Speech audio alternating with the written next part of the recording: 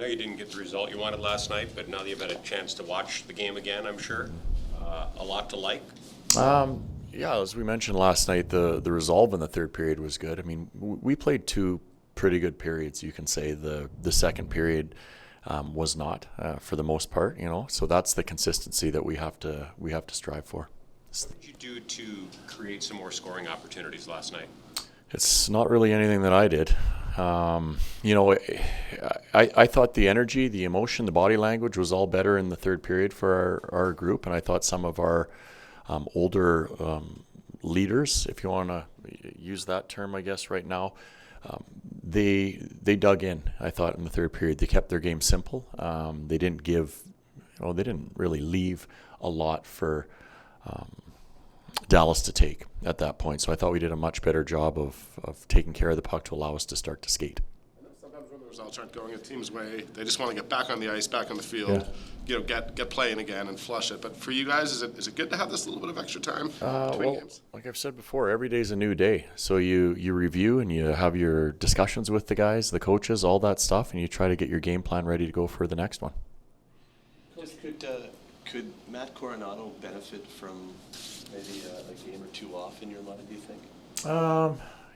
It's not a bad thing for a young player. I mean, you see a lot of the younger guys that are high picks to take a step back. And you can even use Rasmus as an example when he was out for the 4 games. You talk to him after the games, and he's like, man, you see the game so different when you're watching it from up top. So it's never a bad thing. It's just a matter of taking it the right way if it were to happen. It's for curiosity that at the end of the practice, there's that drill where you have the one sort of horizontal and one vertical. What's the purpose of that, or were you trying to teach that? It's more of a power play drill, I guess I would say. So it's getting your units to have to work in smaller spaces. One's a little bit narrower, one's a little bit wider, and work on the quick passing, quick shooting. Yeah.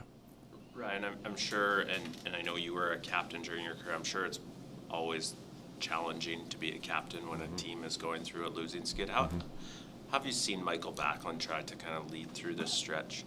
I think he's grown a lot, to be quite honest with you. There was times in years prior where you didn't really hear much from him in certain situations. So he's one of those guys that typically goes out and plays, and he lets a lot of his leading come from his play. But over the last little bit, he's more vocal now. I mean, he's invested in it and he's engaged, and he wants to help turn the corner with and for our team, I guess I should say. So I've been really impressed with his progression. We hear athletes say all the time, I want to lead with my actions, but when you're actually the captain, does it matter that you be vocal? Absolutely. People follow you.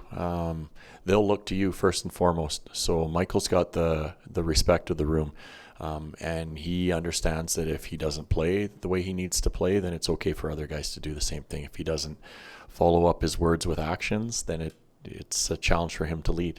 What is the dynamic between a coach and a captain in terms of what you're talking about, or being that conduit between the coaching staff and the room there? It's just open communication, I guess, whether it's a phone call at times, a text message, or leadership meetings like we would have had this morning. There's all sorts of different things that you would have with your captain and captains. When you talk about playing with swagger, playing with confidence, you look at the goal man scored last night, in terms of his confidence, what are you seeing in him when he's putting himself in positions to shoot the puck? Yeah, and that's when Madge is at his best. You think about the type of player that he is. He's a bit of a bulldog, the way he plays. And when he's around the puck and when he goes to the net, he's usually on the ice and there's people on top of him. That's when he's at his best.